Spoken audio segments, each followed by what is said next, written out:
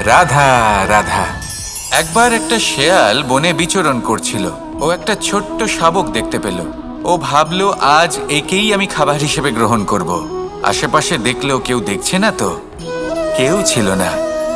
আর সেই শাবকের ওপর আক্রমণ করলো, যা হলো একটা ঘোর অপরাধ। বনের নিয়ম অনুসারে আপনি কখনোই শাবকের ওপর আক্রমণ করতে পারেন না। তারপর এই খবরটা যখন রাজা সিংহ জানতে পারলেন, সভার আয়োজন করলেন। কিন্তু সেখানে শেয়াল বলল, আমি তো এরকম কিছু করিনি। কিন্তু যদি আপনি এরকম বলেন, কোনো প্রমাণ দিন, এর কোনো সাক্ষী আছে? তখন রাজা সিংহ পেঁচাকে ডেকে পাঠালেন, যে সেই মুহূর্তে বৃক্ষের শাখার ওপর বসেছিল। সে সব কিছু দেখেছিল।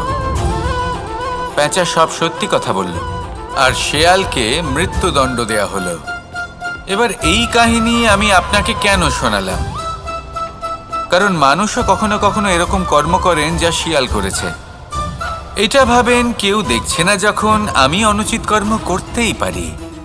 কিন্তু না, আপনি যাই করুন না কেন, কেউ না কেউ অবশ্যই তা দেখছে। কোনো ব্যক্তি না হলেও কোনো প্রাণী, না হলে কোনো যক্ষ বা দেব বা প্রেত। যদি এনারা কেউ না দেখেন, তাহলে ধরিত্রী মাতা দেখেন, যেখানে দাঁড়িয়ে আপনি সেই কর্ম করছেন, তাই না? তাই একটা কথা সবসময় মনে রাখবেন, কে দেখছেন কে দেখছেন না সেই বিষয়ে ভাবা ছেড়ে দিন। এটা খুব সহজ কথা। আপনি যদি উচিত কর্ম করেন, উচিত ফল পাবেন। যদি অনুচিত কর্ম করেন, তাহলে আপনি অনুচিত ফল অবশ্যই পাবেন। সেই জন্য উচিত পথে চলতে থাকুন, উচিত কর্ম করতে থাকুন, আর আমার সাথে ভালোবেসে বলুন, রাধা রাধা।